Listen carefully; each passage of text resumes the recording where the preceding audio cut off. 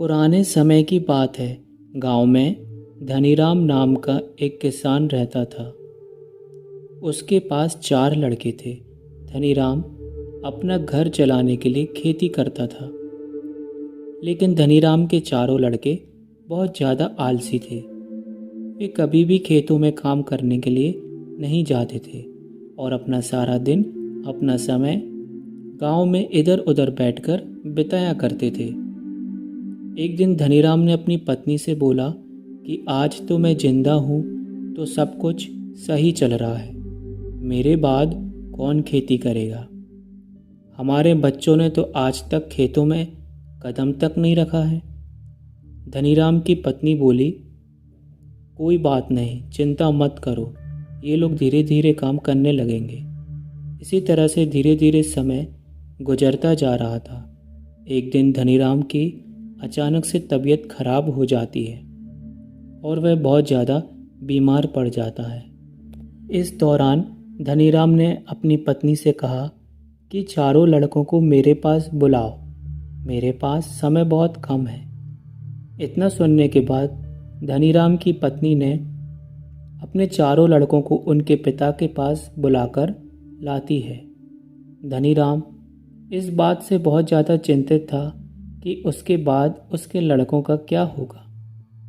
इसलिए उसने अपने चारों लड़कों को अपने पास बिठाकर कहा कि मेरे पास जितना भी कमाया हुआ धन था, मैंने वह सारा अपने खेतों के नीचे दबाया हुआ है।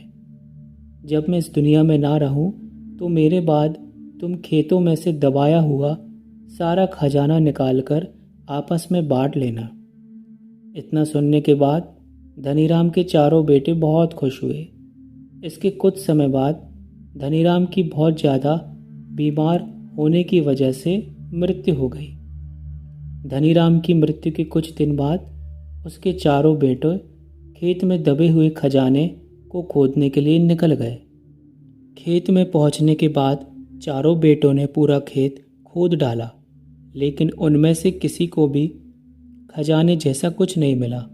इस बात से वे चारों बहुत निराश हुए और उन्होंने घर जाकर अपनी माँ से कहा कि पिताजी ने तो खेत खोदने की जो बात करी थी और जो खजाने की बात करी थी वह एकदम झूठ थी। हम चारों ने पूरा खेत खोद डाला, लेकिन हमें खेत में कोई भी खजाना नहीं मिला। यह सुनकर उनकी माँ बोली कि तुम्हारे पिताजी ने अपने पूरे जीवन में यह घर और खेत ही कमाया है। अब जब तुम इतनी मेहनत करके पूरा खेत खोद दिया है तो अब उसमें बीज भी डाल दो। इसके बाद चारों बेटों ने खेत में बीज बो दिए और माँ के कहे गए अनुसार खेत में समय समय पर पानी और खाद डालने लगे। समय बीतता गया और कुछ समय बाद खेत में फसल तैयार हो गई।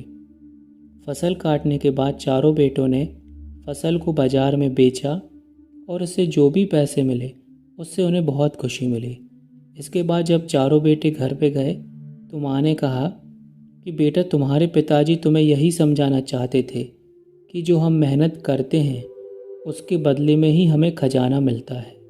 इस कहानी से हमें यही सीख मिलती है कि अगर हमें अपने जीवन में सफल होना है तो हमें मेहनत करनी चाहिए। अगर कोई भी व्यक्ति ज़्यादा आलस्य करता है तो वह अपने जीवन का कीमती समय बर्बाद कर रहा होता है। आपको हमेशा अपने जीवन में सही दिशा में ही मेहनत करनी चाहिए।